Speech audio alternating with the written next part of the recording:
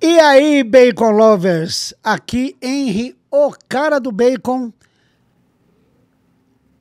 de novo para o episódio número 3, seguindo uma ordem que eu pretendo que ela seja cronológica.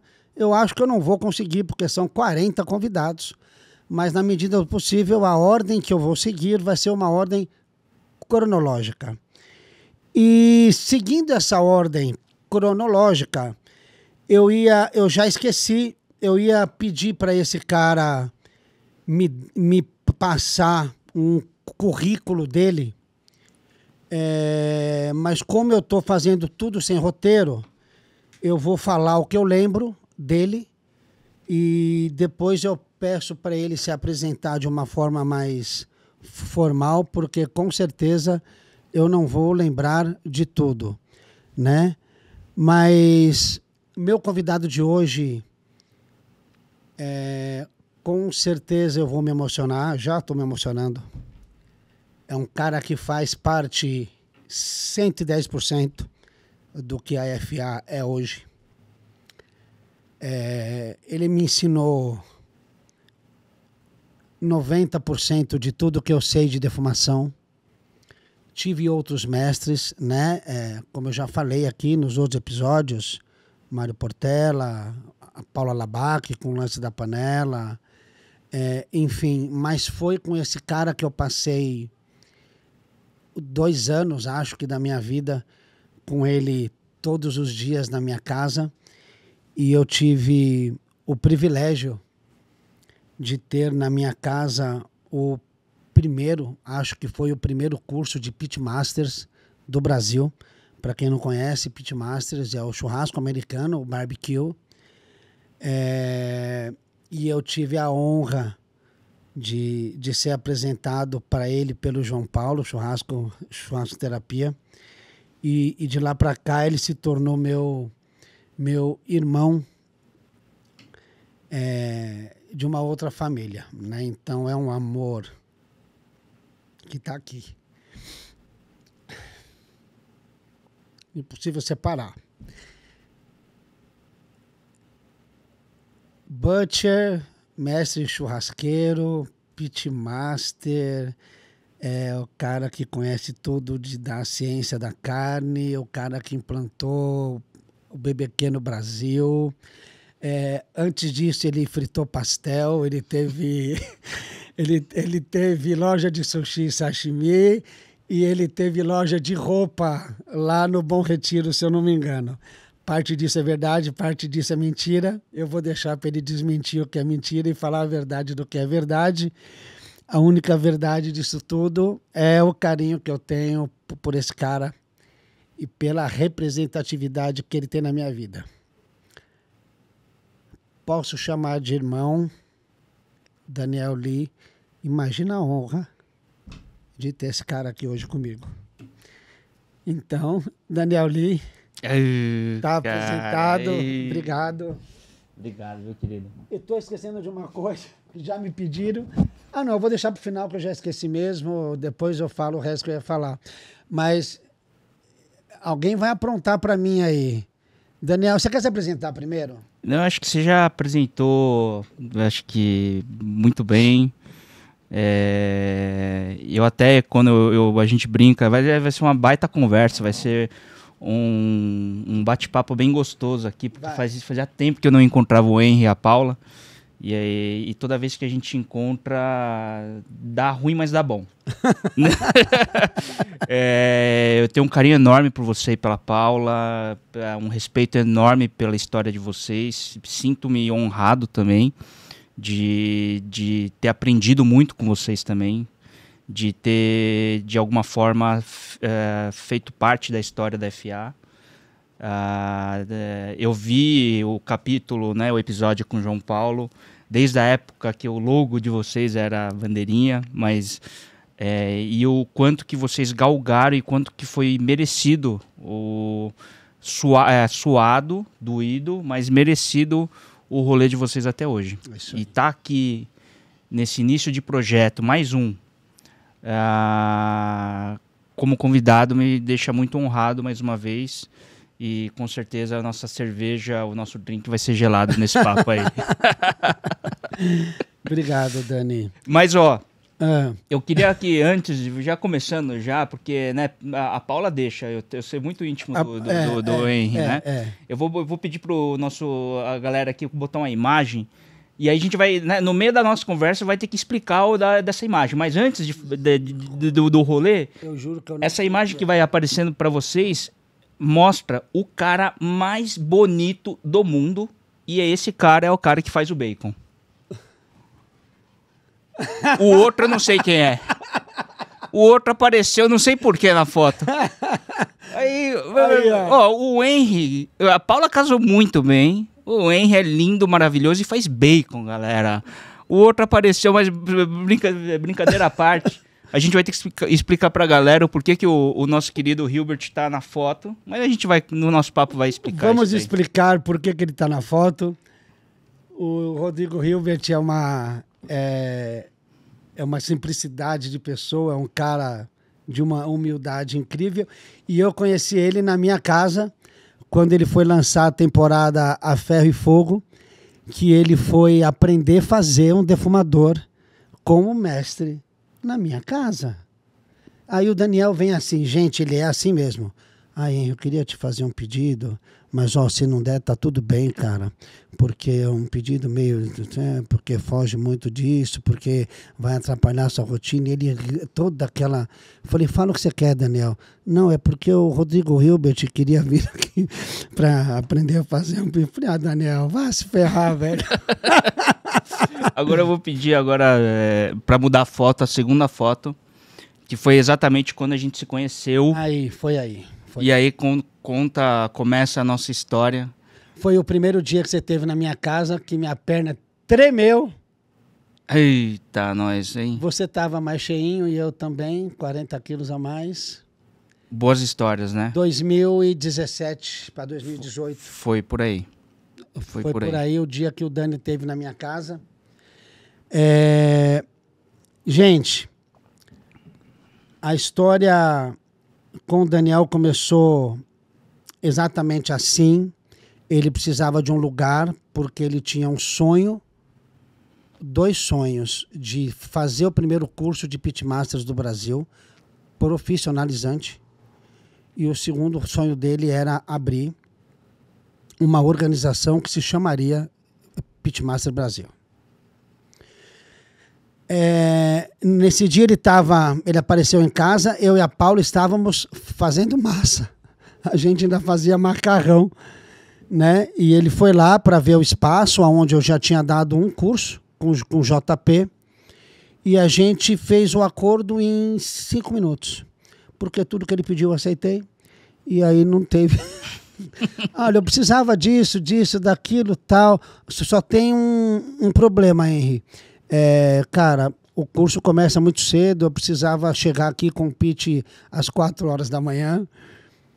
E eu falei, beleza, aí não é problema, né? Vamos aí. E a partir daí, eu já defumava, eu já tinha a minha câmara de defumação. O Daniel se encantou pela forma que eu defumava, porque completamente diferente de tudo que você já tinha visto. E você começou a me fazer algumas perguntas. Pô, mas como é que faz isso? Como é que sai a fumaça? Como é que sai aquilo? Como é que a gente faz isso? Como é que a gente faz aquilo outro? E eu aprendi a ser um pitmaster, com o Daniel Lee. E a partir daí eu fui um cara chato, sou até hoje, porque aonde ele falava que ele ia dar um curso, eu falava, Dani, posso ir para te ajudar? Aí teve a churrascada, lembra? Dani, eu posso ir para te ajudar? Aí tinha não sei o que, Dani, eu posso ir para te ajudar? Pô, mas não vai te atrapalhar, fala. Paula, isso é o que ele te falava que ele fazia, viu? Porque tem os bastidores também, né? Mas brincadeiras à parte, foi um enorme prazer a sua companhia, né? E ele vai ficar jogando bola pra mim, vai falar que ele aprendeu muito, Sim. Mas na verdade eu aprendi muito, na real, né? Foi uma troca, né? Sem rasgação de seda, eu fazia de um jeito, ele fazia de outro, eu aprendi técnicas, né? Eu fiz muita coisa por instinto e você me dava as referências que eu precisava ter. Então foi uma troca muito bacana, a ponto que em alguns cursos a gente dividia o curso assim, Henry, faz ali para mim, que eu faço aqui para você, e a gente começou a fazer muita coisa junto. Tem um evento que eu quero lembrar que foi muito bacana, quando o Caco Marinho quis fazer o primeiro evento de churrasco no Nordeste do Brasil. Foi. Praia do Forte. Na Praia do... Não foi naquele centro histórico no centro de Salvador. Foi o primeiro, exato. Nunca tinha tido um evento de churrasco desse jeito lá. Foi. E o Caco Marinho levou a gente. Gente, quando eu falo a gente, vamos entender que era o Daniel que ele chamava. Para ser a estrela do evento. Então, assim, os únicos paulistas a ter a estação ali, 17, 20 estações, e a gente é responsável pelo varal de tomahawk, ancho, e algumas coisas que você pendurou ali, alguns legumes. E quando o evento abriu, era 1h da tarde, fez aquela fila de gente na nossa estação. E, porra, que bacana, velho. A estação tudo vazia e a nossa estação cheia de gente. E aí, galera, tinha uma distância de uns 2 metros entre aonde o Dani falou assim, Henry, fica no balcão, você vai servindo, eu fico aqui atrás comandando o varal do tomahawk, porque o Dani gostava de bastidor mesmo. E eu gosto de servir, né? Dava certo. E vamos assim. E tinha uns 2 metros até onde estava a galera ali, onde eu ia servir. Quando o Daniel pegou o primeiro tomahawk, aquele osso, 30 centímetros, 35 centímetros, pô, aquela carne maravilhosa ali, que ele passou a faca e saiu aquele pedaço de carne vermelho, num ponto maravilhoso. O primeiro cara da fila me solta essa. Ei, nós não vai comer essa porra crua não, hein, velho? Foi a primeira coisa que nós escutamos no evento. Ei, nós não vai comer essa porra crua aí não, hein, velho? Eu olhei pro Daniel, o Daniel olhou pra mim. Foi coisa de 2 segundos, você falou, Henry, fica aí, eu vou descer, a gente pôs a grelha embaixo, você começou a descer, começou a passar mais a carne, e aí eu te falei assim, Dani, solta no ponto dos caras e solta no nosso ponto. E ele mandava lá pra mim, e olha como eu lembro, eram 6 fatias de carne e um acompanhamento, e eu colocava 4 fatias no ponto deles, que era ponto sola de sapato, ponto bem passado, e 2 fatias ainda no nosso ponto. E para algumas pessoas eu tinha que convencer. Prova! Nessa hora, a Paula tinha ido dando um rolê na festa e ela volta. E ela vê aquele monte de osso no lixo. Ela falou assim, esse osso no lixo, hein? Eu falei, Paula, deu ruim aqui. Deu ruim aqui. Aí ela falou assim, Dani, o próximo osso você me dá. Aí o Dani cortou, deu o osso para a Paula pega aquele osso, tipo Flintstones, começa a roer aquele osso, e o povo começou a tirar foto da Paula roendo o osso. E eles começaram a tirar foto, não que eles quisessem roer o osso, era assim, como é que uma mulher dessa vai roer um osso com uma carne crua dessa aí? Ridículo aquilo. Isso era 1h da tarde. Pessoal, acho que umas 2h30 ou 3, a nossa estação tinha 2 filas. Lembra? Lembro. Uma para comer a carne e outra no ponto que a gente servia, e a outra fila só pro osso, velho. E a fila do osso demorava pra caramba, porque era um osso só que saía para um monte de carne. Lembro, cara, e acabou sendo a sensação do churrasco, Foi. né? Isso mostra... E depois disso a gente fez a Praia do Forte. Foi. Que os porcos caíram. Os nossos vizinhos eram o Ídolo Just, Ídolo, beijo pra você. O ídolo fez um varal lá, uma estrutura de bambu, 3 porcos rústicos com mais de 200 quilos, que na hora que começou o evento caiu, e eu, você, o Mário Portela, tendo que pegar aqueles porcos da brasa, cortando, colocando em geladeira de Desossar na hora. Forramos com alumínio. Eu preocupado com você, com a mão toda engordurada, pegando a faca, desossando aquelas carnes numa habilidade que eu ninja.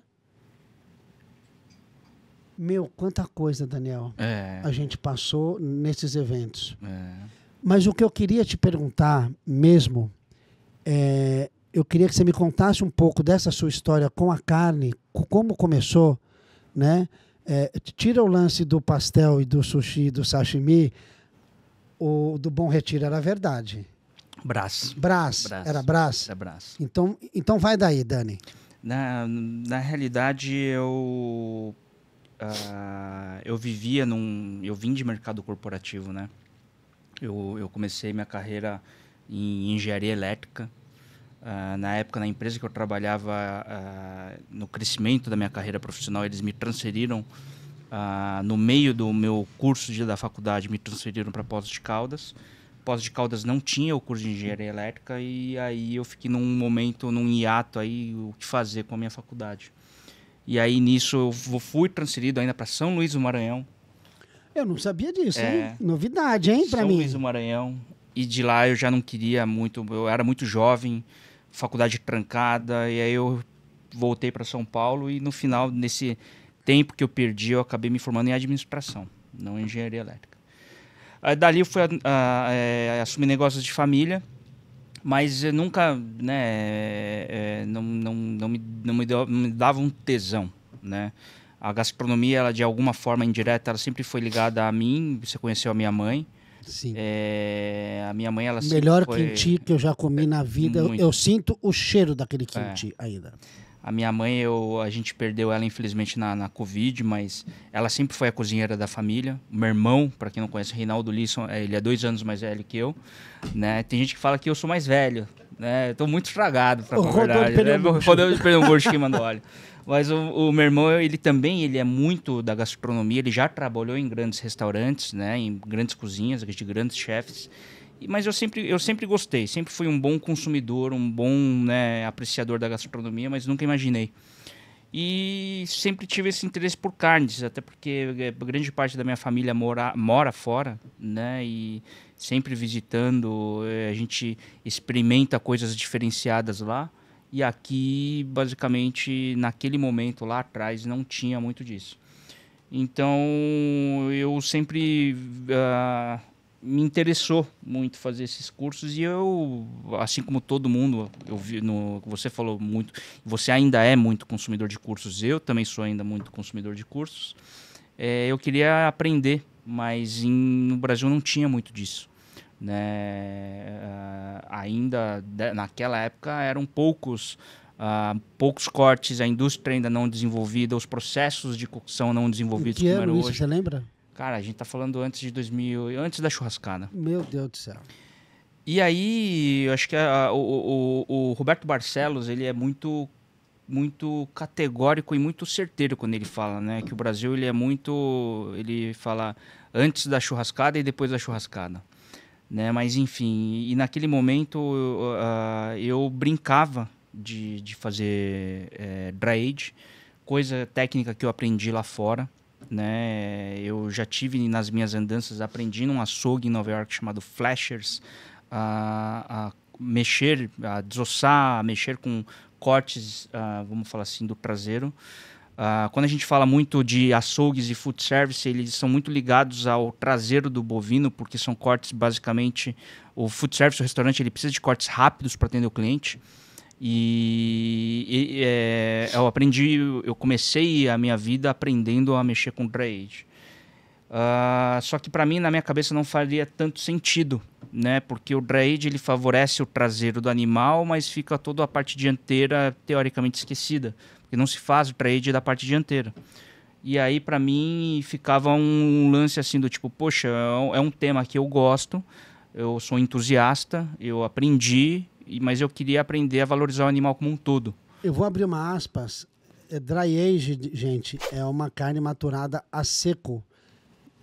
Sempre um corte de carne com osso maturado a seco com controle de temperatura e umidade. Mas foi só um parênteses aí. Boa.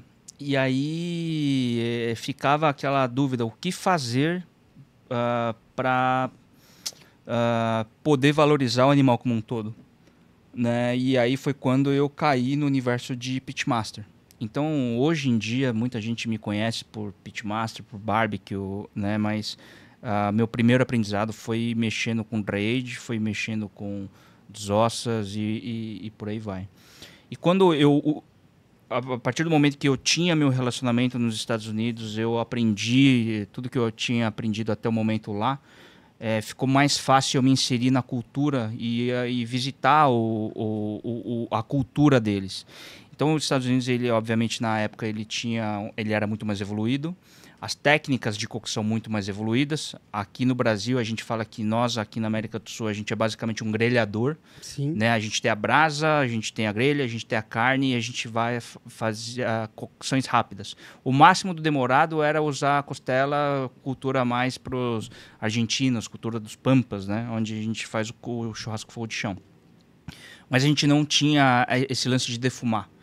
E aí, lá nos Estados Unidos, rola, né? Até por cultura, eles têm competições de churrasco todo final de semana. Né? Em todo lugar do país tem alguma competição acontecendo. E aí ficava fácil, eu por curiosidade, a gente visitava, via essas competições acontecer. E aí foi um momento que, ao mesmo tempo, a churrascada já acontecendo. Né? E aí, para mim, faria sentido eu cair nesse universo e aprender o que era o barbecue, o que era a defumação. Nisso, no Brasil, o boom do pós-churrascada, a churrascada veio em 2015 e escancarou para todo o mercado consumidor. Sim. Todos os métodos de cocção, todos os cortes diferenciados, todos os nomes envolvidos, todas as referências. E junto com isso eu estava talvez numa hora certa, no momento certo. Eu postava coisas amadoras no Instagram, até que me chamou a atenção. E eu comecei a ter uma dupla jornada. Ao mesmo tempo que eu trabalhava na confecção durante o dia, me convidaram para dar cursos e uma consultoria num açougue em São Paulo. Foi quando comecei essa dupla jornada até o momento, isso já final de 2015. Foi a FIDE. Tá. Isso já no final de 2015 e 2016 já num ápice aí. Foi quando em 2016 eu tomei a decisão de largar a confecção e seguir o meu rumo, Essa época foi uma época de ouro, né? Porque de 2015 para frente foi quando tudo começou a acontecer. Foi quando tudo começou. Brasil, né, cara? Foi quando o mercado da carne deu bom. É. Isso profissionalmente ele foi algo muito novo, porque existiam algumas pessoas, até então as referências nossas eram Marcos Bassi, Steven Vessel, né? Enfim, e aí as casas, os açougueiros, mas tinham casas de carne também, restaurantes, Lazzarini, enfim, o Varanda, o Rubaiá e por aí vai. Mas tinha uma galera que naquele momento, eu acho que não posso falar de velha guarda, jovem guarda, enfim, mas eram as pessoas referências que começaram a desbravar, vamos falar assim, né? E para mim foi um complexo, porque em 2016 nasceu minha segunda filha. Né? Então, em 2014, eu estava com a minha primeira filha nascida já. E aí, em 2015, nessa transição de pós-churrascada e as coisas acontecendo. Em 2016, a minha segunda filha nasceu. E desde o pós-churrascada e essa ascensão da carne, e eu entrando como consultor e dando cursos no açougue, bombando o evento todo final de semana. Que nos 52 finais de semana no ano, eu viajava 50. Então eu fiquei de 2016, 2017, 2018, inclusive, praticamente viajando todo final de semana e não pude ver minhas filhas crescendo. Né? Então essa foi um pouco da ordem das coisas que aconteceram para mim. Foi um momento muito desgastante, mas me deu a possibilidade de viajar, conhecer muito e ver essa cultura, não cultura, mas esse movimento, vamos falar assim, da carne bombar no Brasil inteiro, de norte a sul, e acompanhar todas as evoluções de mercado. O mercado pitmaster até então não tinha, Em 2015, na churrascada, vale lembrar, eu não sou o pioneiro, não fui eu que trouxe o barbecue para o Brasil, mas em 2015 para 2016, eu me formei juiz de competição de churrasco americano nos Estados Unidos, então, pela minha proximidade com eles, e começou uma sementinha para mim, do tipo, poxa, o Brasil é um dos maiores produtores de proteína animal do mundo, né, com competições mundiais acontecendo. Eu, como um brasileiro, juiz de barbecue, por que não tem equipes, né, competindo lá? Foi quando eu quis e vislumbrei e pensei, pô, a gente precisa ter competições, não pelo lado só competitivo, porque é um esporte, né, mas a gente precisa criar esse mercado no Brasil. Só que até então a gente não tinha lenha desenvolvida, a gente não tinha equipamento desenvolvido. Nossa, comprar lenha era um parto. Frigorífico, os cortes eram diferentes, enfim. Mas eu tive esse sonho e esse sonho foi compartilhado junto com o Henry também. Então o Henry abriu as portas, o Henry e a Paula abriram as portas da casa, né, em 2017. Foi quando a gente conseguiu tirar do papel. A Pitmaster Brasil, ela nasceu em 2016, mas em 2017 a gente tirou do papel e colocou o primeiro curso, que no ano, se eu não me engano, eram 8 cursos no ano. A gente, e aí, com muito orgulho, né, juntos, a gente conseguiu formar. E hoje a gente já está falando de mais de 1.000 pessoas formadas em cursos de Pitmaster, com competições de norte a sul, com competições de juízes. Trouxemos a bancada de diretoria da KCBS. Eu ia falar isso. Foi um marco histórico, porque a banca os donos da KCBS, vamos chamar assim, né? Que é a maior entidade de churrasco do mundo. A maior entidade de churrasco do planeta. Kansas City Society Barbecue. Idade média 80 anos. Idade média 80. São 3 casais. São 3 casais. Fantásticos. Nunca tinham saído de lá. Porra, e vieram pro Brasil formar os primeiros 80 juízes. Brasileiros internacionais. Brasileiros, meu.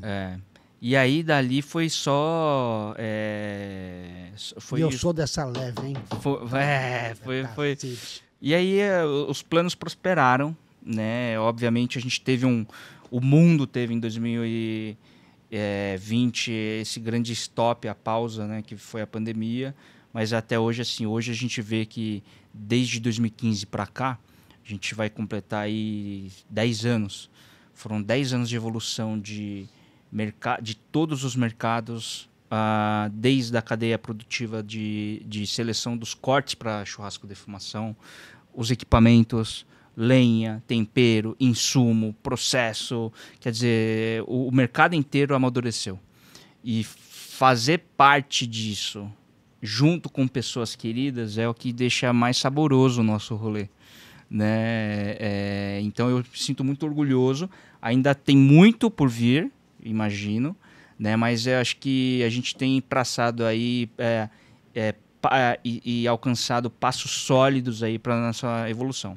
Isso da Pitmaster Brasil, porque ali na minha carreira ela virou uma grande loucura, abrimos um restaurante. Que era outro sonho. Né? As parcerias que a gente teve nesse caminhar, trazer um evento no porte que é a Meatstock Brasil, que é um evento australiano, mas que hoje está quase no mundo inteiro.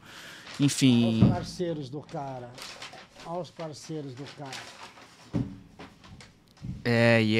Isso aqui é um parceiro de peso, né, velho? Isso aqui fala muito, né? Em 2017 foi quando a gente firmou a primeira parceria com contrato, se eu posso dizer assim. Mas antes disso, antes de ter o primeiro contrato comercial com a Jack Daniel's, eu sempre fui um grande fã. Uma das competições mundiais, você sabe, que acontece dentro da destilaria da Jack Daniel's, é a competição mais icônica do ramo do churrasco, e eu fui juiz lá dentro dessa competição, e eu amo de paixão a Jack Daniel's muito antes de ter qualquer contrato, né, de marca com eles, e hoje é a nossa grande parceira para tudo, né? Desde da Pitmaster Brasil, que é a entidade que organiza as competições, a Barking Crust, que é meu restaurante, mega parceira, a Meatstock, que é um festival de competição em churrasco, com muito entretenimento, também é a minha grande parceira, enfim, e por aí vai. Gente, o Daniel, ele é isso que vocês estão vendo, né? É uma... Cara, super... A gente já passou da idade do peso de ficar com viadagem, ele sabe o que eu sinto por ele e ponto final. E às vezes eu não uso mais ele de vergonha mesmo, assim, porque eu sinto que eu abuso muito dele. Mas ele é muito além disso tudo. Trazer a KCBS do Texas para o Brasil, a KCBS nunca foi para país nenhum do mundo. E eles vieram aqui, entendeu? Para formar os primeiros 80 juízes internacionais, do qual eu vou repetir sempre, tenho muito orgulho de fazer parte dessa leva. Mas não é só isso. A Pitmaster, ela criou a primeira equipe que levou o Brasil a participar do primeiro campeonato internacional de barbecue. Em que ano? 2019. E depois de lá, não parou nunca mais. Foram para Houston. Hoje o Brasil, até então, ele não figurava nas competições internacionais em nenhum lugar. Hoje, em 2019, a gente começou a competir internacionalmente. Então, a gente foi a primeira vez em Houston, que é a segunda... Eu não pude nessa viagem. É o segundo maior rodeio do mundo. O primeiro é Barretos. Mas Houston é a maior exposição de gado do mundo. É basicamente um mês inteiro de evento, mas o churrasco acontece num final de semana, onde circulam mais de 350 mil pessoas. São 300 equipes de churrasco. Na primeira aparição no Brasil, a gente ficou na posição 100º, 67º, alguma coisa assim. 300 do mundo todo ficar entre as 100 melhores. Olha só, o 100º, 67º, não sei se está certo ou errado, mas foi a primeira vez que eu saí fluente isso daí. É difícil falar. Aí no mesmo ano a gente foi para a Austrália, né? Aí numa competição já... Fala o que é a Meatstock. A Meatstock, ele é o maior festival musical e churrasco do mundo. Eu não gosto de ficar falando maior, porque existe um negócio de Guinness, existe um negócio de, né, as concorrências, mas assim, é um baita de um festival. É um final de semana onde é um festival, não só, ao mesmo tempo que é um festival para a família, é um festival para nós. Pra gente curtir o nosso lifestyle de churrasco, não só churrasco. Quando eu falo churrasco, é gastronomia sob a brasa. E a gente trouxe esse evento da Austrália, mas foi a primeira vez em 2019 que a gente levou uma equipe brasileira para a Austrália. E lá a gente teve... Eu não vou lembrar muito bem, mas assim, a gente ficou entre os 15 primeiros, de 60 equipes. Gente, não é brincadeira isso. Isso mostra o quanto que... de 2019, hein? E a gente começou o movimento em 2015. 2015, em 4 anos, o quanto que a gente já evoluiu, o quanto que o Brasil é muito forte nesse rolê. E desde então, de 2019 para cá, 2020, a gente teve em Houston, mas aí logo veio a pandemia. 2021 a gente não pôde ir internacionalmente, ninguém pôde viajar. 2022 a gente voltou para Houston, Austrália. 2023 voltamos, Houston, Austrália. 2024, quer dizer... E aí a gente já está participando em competições super tradicionais. San Antonio, no Texas. A gente está indo no American Royals, que é outro Grand Slam. São 3 Grand Slam, vamos falar, nos Estados Unidos. Um é o Jack Daniels. Um é o American Royals, o outro é Memphis in May. E a gente, quer dizer, o Brasil ele já está super... convidado e reconhecido no ramo do churrasco. Outra coisa que ele esqueceu de falar. Meatstock Austrália. Em quantos países a Meatstock já saiu da Austrália para fazer uma Meatstock fora da Austrália? O primeiro foi o Brasil. O cara tirou um festival da Austrália, velho, e trouxe pro Brasil. Só isso. É um festival que na Austrália ele gera em torno de 60, 70 mil pessoas já num final de semana. Hoje acontece em 6 localidades na Austrália e Nova Zelândia. Veio para o Brasil. Na primeira vez que a gente rodou esse evento no Brasil, foram 30 mil pessoas no final de semana. Eu estava lá. Ele acontece em Sorocaba. Já fizemos 3 vezes em Sorocaba. Para esse ano a gente tem uma mudança de planos, mas ele acontece. e já está em planos de ir para a Europa, já está na Arábia Saudita, já está, cara, viajando aí o mundo inteiro, né? Porque é um modelo de evento muito friendly para todo mundo que quer não só curtir a cultura, mas é uma união de povos. Aqui no Brasil a gente teve uma união com o pessoal da cultura das motos, né? Que a gente fez uma corrida uma parceria com a Look Friends, uma corrida de flat track junto com as competições, quer dizer, é um final de semana muito dedicado em muito entretenimento. É história e é que não acaba mais, né? O Dani, conta um pouco da dinâmica dos campeonatos, como é que você começou? Eu sei, né, claro, mas como é que você começou essa dinâmica, os campeonatos, a dificuldade de fazer em cada estado e os campeões de cada estado poder representar? Conta um pouco disso. Em 2019 a gente teve essa ideia de fazer o nosso Paulistão, Brasileirão, Libertadores e Mundial, até porque a gente precisava, na verdade, para chegar nas competições internacionais, a gente precisava elencar a melhor equipe brasileira. Não dava para levar 1, 2, 3, 10 equipes brasileiras. Então a gente precisava começar do começo. Só que como elencar a melhor equipe brasileira? Tendo uma competição nacional. Tudo bem, mas o Brasil é muito grande. Se a gente separa em região, é muito grande. Como é que a gente vai fazer isso? Então a gente resolveu fazer o nosso Paulistão. Então, com as competições regionais, a competição de cada região, Norte, Nordeste, Centro-Oeste, Sudeste e Sul, para que dessas regiões, os dois melhores, o campeão e o vice-campeão, chegassem numa final nacional. E essa nacional, o Brasileirão, vamos falar assim, chegar no grande vencedor. Para esse grande vencedor representar o Brasil lá fora. Só que vale lembrar que isso em 2019, porque quando a gente começou esse movimento de Pitmaster, a briga era outra, era quantos equipamentos de churrasco de defumação, porque são aquelas carretas, né, que defumam, existem no Brasil. Quando a gente começou esse papo em 2015 para 2016, na minha cabeça eram 4, 5 equipamentos no máximo. Eu, Tossi, o André Lima de Luca, na Barbie Grelha e Bigode, enfim, e mais um outro. Eram 6. Os grandes. Os grandes. Carreta de defumação.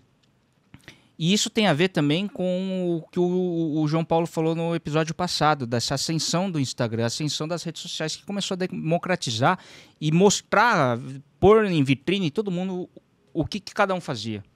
Mas em 2016 eu não fazia ideia. Então, para mim, eu começava a pensar na dificuldade de montar um circuito desse, né? Para vocês entenderem. Desde 2016, a gente só conseguiu tirar do papel esse plano em 2019. Quer dizer, a gente esperou 3 anos o mercado evoluir. 3 anos para o mercado evoluir em questão de ter o corte correto, com os temperos corretos, lenha correta, equipamento correto. A quantidade de lenha suficiente para atender o mercado todo. Lugares. Não tinha? Não tinha. Antes, galera, sem brincadeira, mas em 2016, às vezes o pessoal chegava em casa, olha, eu tô com uma lenha aqui para defumar, você faz pra gente? O cara chegava com a lenha que eu não sabia se ele roubou do vizinho ou da sogra, do quintal da sogra, era perigoso ainda, né? Tipo... E hoje a gente já tem tudo controlado, madeira controlada, aprovado pelo mapa, enfim. Quer dizer, o mercado demorou muito para evoluir. Aliás, eu não posso falar que demorou. Foi o tempo certo do mercado amadurecer, essa maturação, para a gente chegar nesse ponto e ver e começar a colher os resultados. Eu falo que agora, em 2025, é o ano da colheita, né? A gente precisa começar a colher os frutos de tudo que a gente começou a semear lá atrás, né? Então, nossos planos... eu vejo que o Henry e a Paula também junto com a FA, o tanto de trabalho que estão tendo, acho que agora é a hora da gente começar a gente entendeu, apanhou muito, com certeza vamos continuar apanhando como empresários, mas agora é a hora de a gente começar a colocar... Eu vou deixar registrado aqui, gente, que nesse ano de 2025, nos meus planos inclui o Daniel, ele nem sabe. Ele tá sabendo ao vivo, mas depois eu conto em detalhes para ele, tá bom? Mas foi muito gostoso. É como se eu consigo olhar né? E eu tenho certeza que nos nossos papos a gente fala muito disso, que a gente vê o quanto que esse mercado a gente viu crescer de todas as dificuldades. É como se o pai em primeira viagem, que pega a criança, que tem que dar de... Né, os pais, vamos falar, né? É tudo uma novidade, mas a gente viu crescer. Né? E o mercado da carne, não posso falar que foi o nosso trabalho. Não, foi desde antes da gente. Mas a gente consegue ver o quanto que cresceu desde que a gente começou, de certa forma, a trabalhar para que esse mercado prospere. E hoje eu vejo com muita satisfação, quando eu vejo de norte a sul do Brasil, essas técnicas que a gente, né, trabalha hoje, essas cocções de formas diferentes, hoje já estão sustentando famílias, sustentando mercados, criando oportunidades, criando futuros. Em algumas regiões um pouco mais, em outras regiões mais difíceis. Com certeza. Né? Mas eu vejo que é muito, vamos falar assim, pode ser muito próspero para quem está bem intencionado. Falta estudo, Dani. Falta estudo. Deixa eu te perguntar de uma outra forma. Como que você enxerga a evolução desse mercado para o futuro? Ele é só uma modinha que vai passar? Porque tem gente... Porque, olha só, não dá para se dizer há quanto tempo se existe a barbacoa. Porra, não dá para saber. Sei lá, até dá 2.000 anos, 1.500 anos. Não sei, mas até a gente descobrir que o volume da fumaça, que a fumaça mais branca, até a gente descobrir da blue smoke, que queima a lenha antes, tira a hora certa de pôr, a temperatura, o que acontece, fecha, tal. E isso levou um tempo muito grande. Só que veio gente muito ruim nesse negócio. Acontece em todo ramo. Mas, na sua visão, o barbecue, quais são os próximos passos dele para quem quer seguir esse ramo? Eu não vejo outra forma a não ser profissionalizar cada vez mais. Né? Não tem como. A gente passou, não posso falar se foi uma herança da nossa geração ou de geração passada, enfim... Mas a gente passou por um momento onde os cursos online reinaram. E não que eu seja contra.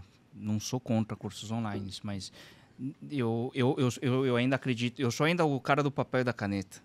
Né? E viver a experiência. Né? Estar lá. Aprender diretamente na fonte. E participar de algo mais presencial. Colocar a mão na massa. Aperta um pause. Antes que eu esqueça de falar o que eu quero falar. Quando o Dani ele fala isso, eu concordo 100% com ele. Eu sou essa mesma pessoa. E tanto que ele teria toda a condição do mundo de fazer um curso online e seria, com certeza, o cara que faria milhões com isso na internet. Por ele ser quem ele é, vocês já estão sabendo. Mas não, ao contrário disso...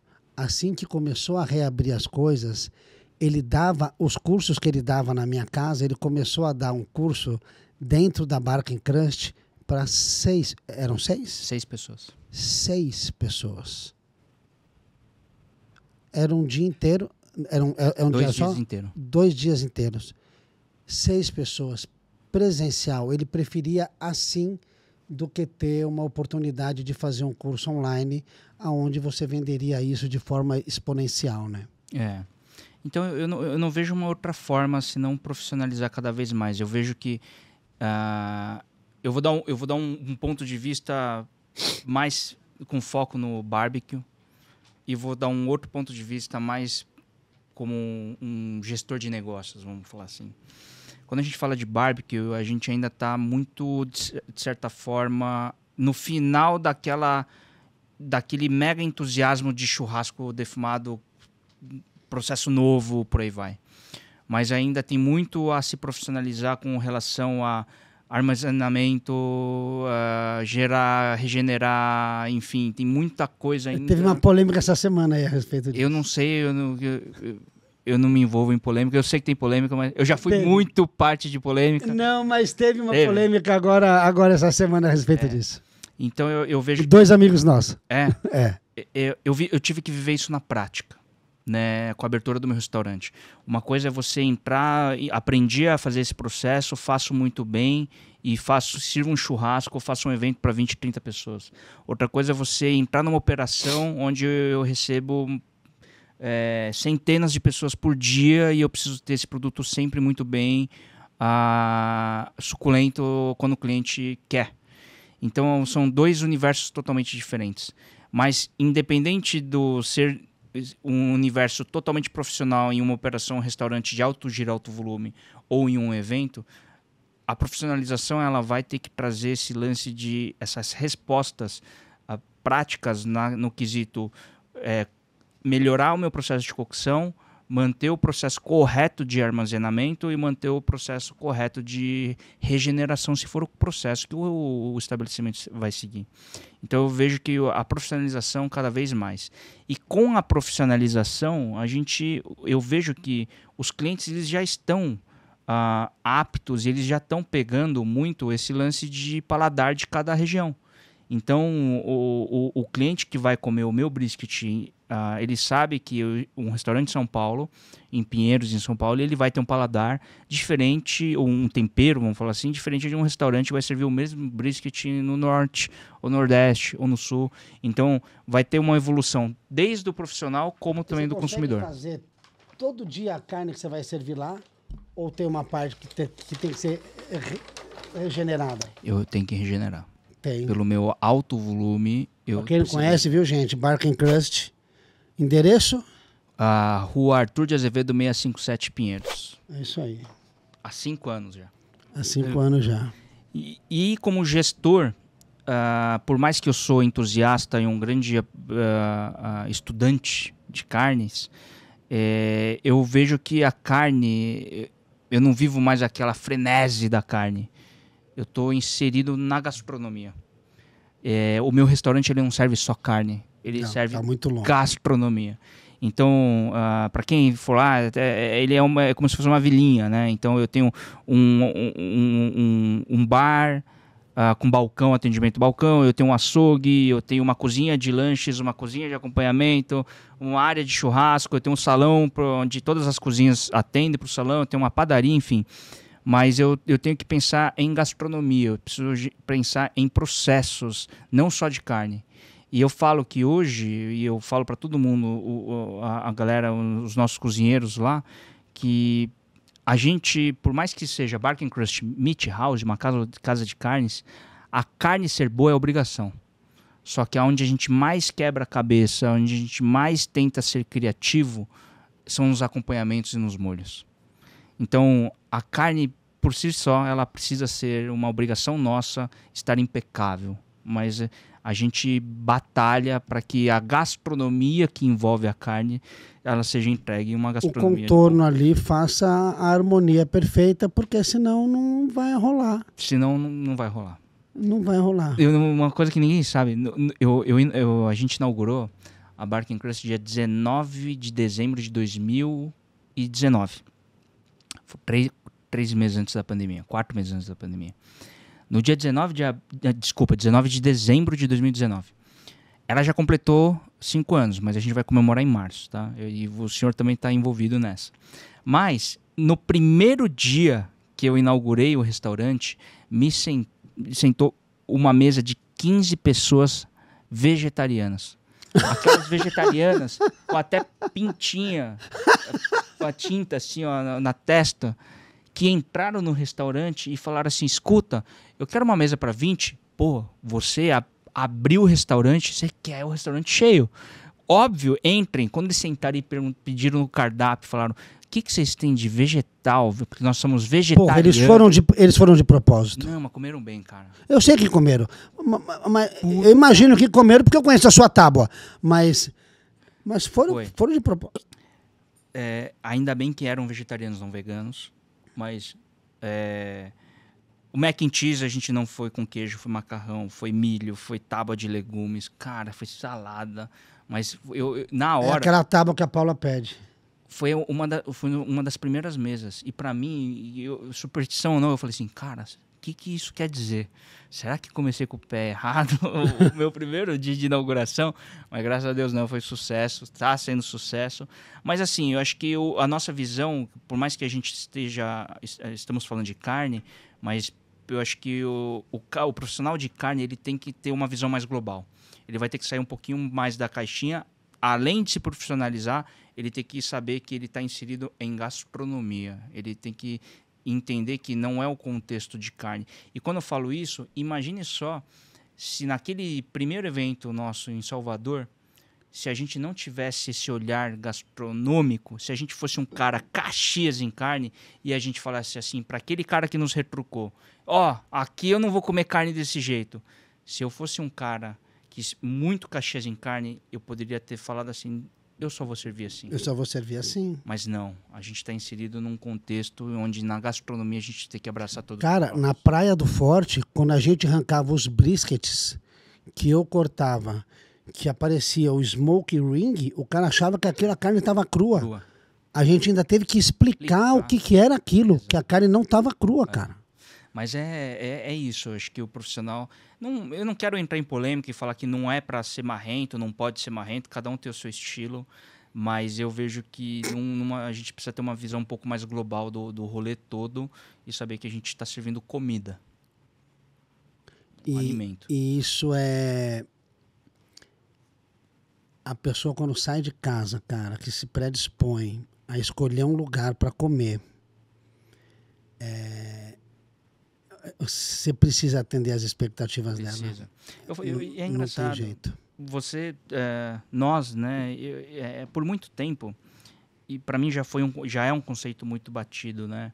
Por muito tempo, para quem tem negócios, eu acho que vai saber o que estou falando. O pessoal fala muito assim, mas para ter um restaurante de sucesso ou qualquer marca de sucesso, você tem que entregar um produto em excelência e uma ótima experiência.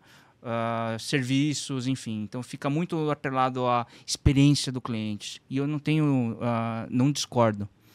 Mas existe um fator que eu digo que é o mais difícil, que está implícito, está indireto, mas que é um tripé para mim. Né? Um produto ou um serviço com excelência, com certeza isso deve ser entregue para o seu cliente. Que o seu produto com o seu serviço no ambiente que você está oferecendo, ou se não for um espaço, a sua embalagem fala muito, vai te trazer uma experiência. O cliente vai ter essa percepção de experiência. Mas somado o que completa para mim o tripé é que tem que ter autenticidade. Se você não entrega um produto ou um serviço que você cria e é um produto que você acredita, ele não vai ter autenticidade. E sem essa autenticidade, o seu cliente ele percebe que não está sendo autêntico, ele não vai ter uma boa aceitação, um bom consumo, vamos falar assim. Então é o que eu sempre batalho para tudo que a gente faz, desde os planos de competição, eventos no dia a dia do nosso restaurante. Se a gente está empregando, se a gente está cozinhando e a gente está aprendendo a atender melhor no nosso ambiente, a gente precisa acreditar naquilo com autenticidade. Essa seria a minha pergunta. Essa seria a minha pergunta para... A minha pergunta não, essa seria a minha deixa para te falar assim, para a gente ir encerrando. Estou pensando em abrir um novo negócio. No que eu tenho que pensar? Não importa o negócio, é um sushi, é um izakaya, um barking crust. O que eu tenho que fazer para eu abrir com tanta oportunidade que tem em São Paulo? Por que eu vou no seu? Entendeu? Qual é a dica que você dá? Existe? A dica é tudo isso que você falou. Autenticidade. Seja autêntico no que você faz. Você só vai conseguir entregar uma autenticidade se você no produto ou serviço que você já manja, que você estudou, que você se profissionalizou, que você gosta, que você acredita. Nisso no ambiente. E quando eu falo ambiente, às vezes não é a melhor arquitetura, a melhor decoração, não é isso. Mas tudo que tem autenticidade já é o melhor em todo o restante. Então, e é um quê que é muito difícil ter. E mesmo, às vezes, os mais broncudos têm autenticidade e tem a galera que consome. E sabe por quê? Porque é igual aquele negócio assim, pô, preciso mandar um colaborador embora. Pô, mas ele é um cara que ele é trabalhador, ele é honesto. Mas ser trabalhador e ser honesto não é qualidade, cara, é obrigação. Então, você ter um restaurante e servir uma comida boa é obrigação. Sim. É obrigação sua, você não está fazendo nada mais do que você tem que fazer. Então, onde é que você vai ganhar o cara? Na sua autenticidade. Na autenticidade. É na autenticidade. Então, acho que isso é uma dica de ouro que fica aí pra galera, cara. Com certeza. Meu, Dani, é uma cobrança ao vivo e eu não esqueci ainda da informação que eu tenho dele que ninguém tem. Eu anotei aqui, ó, tá? Escrito aqui, ninguém vai entender, mas eu vou falar já já. É uma cobrança ao vivo. Você me deve um jantar na sua casa com vinho. Sim, senhor. Tá bom? Da próxima vez não me venha só com 4 garrafas de vinho, que não rola, tem que ser mais. Aliás, da última vez que você foi, você levou uma garrafa, não sei se você lembra, você levou uma garrafa de vinho. De 2 litros. De tu. Que tá em casa ainda, tá na adega em casa Tá ainda. lá? Tá lógico. Então nós vamos lá derrubar ela. Vamos. Vamos. Ele mostrou ali uma foto de um cara que faz bacon e um cara que sabe fazer crochê. Rodrigo Hilbert. Aliás, essa foto que ele mostrou, eu vou contar. Eu estava visitando um cliente meu, a Mani, do restaurante da Mani, da Helena Rizzo.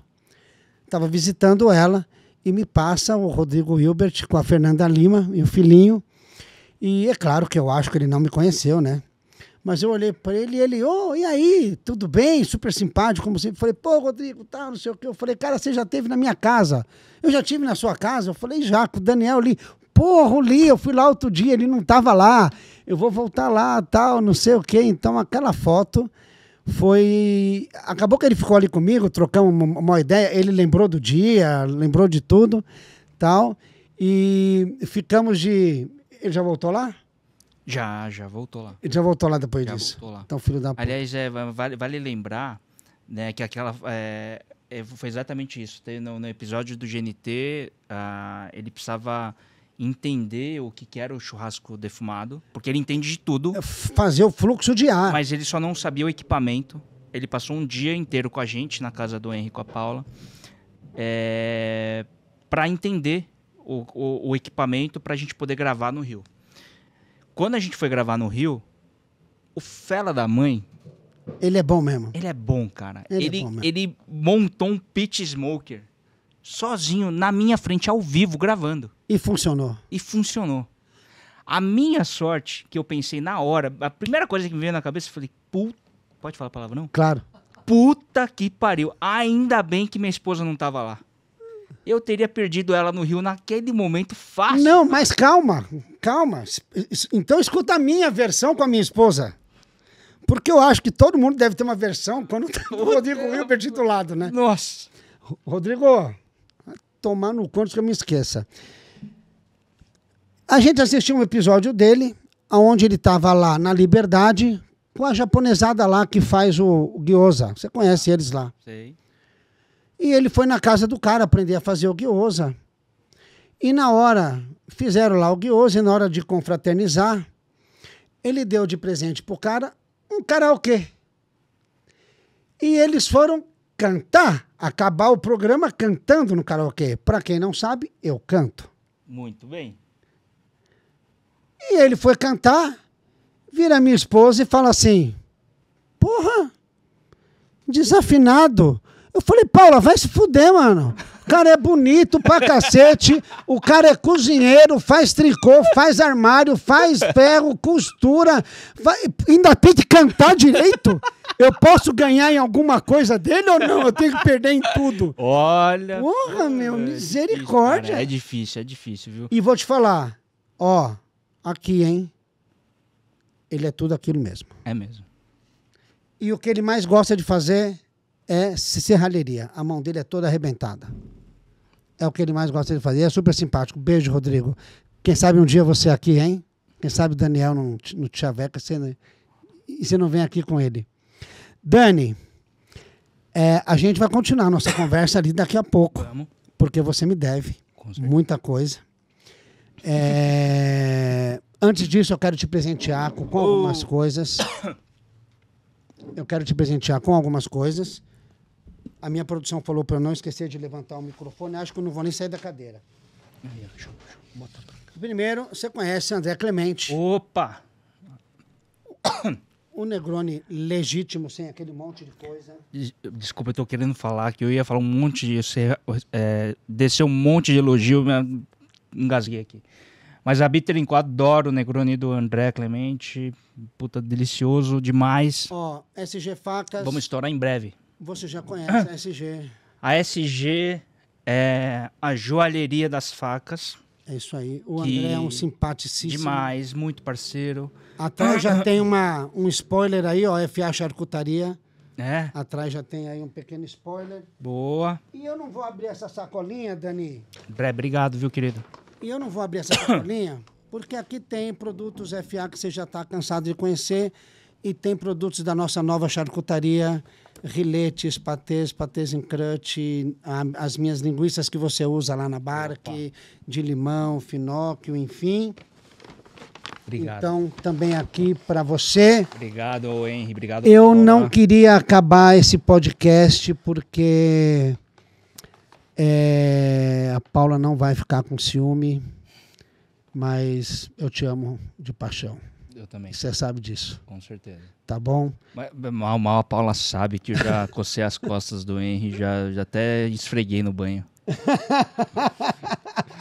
Mas a nossa história é muito parecida, ao mesmo tempo, nossos valores, né, como pessoa, a gente é muito parecido também. Eu tenho orgulho de falar que eu sou da Pitmaster, fui o primeiro diretor.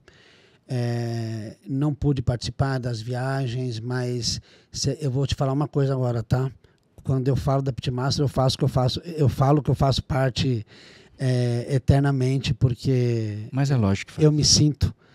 E obrigado por tudo que você fez por mim, pela Paula, pela FA. Não, eu que agradeço, querido. Tamo junto. Bom? Boa. Valeu. Aí, galera, não esquece. Ó, rede social. Fala aí as suas ali, ó. Ali. Vixe, são muitas. Daniel JS Lee. Daniel JS Lee. Bark and Crust. Pitmaster Brasil. E Meatstock Brasil Oficial. É muita coisa. Meatstock Brasil Oficial. Isso aí. E para vocês, FA Oficial. Em todos os lugares você vai achar esse rostinho lindo e maravilhoso.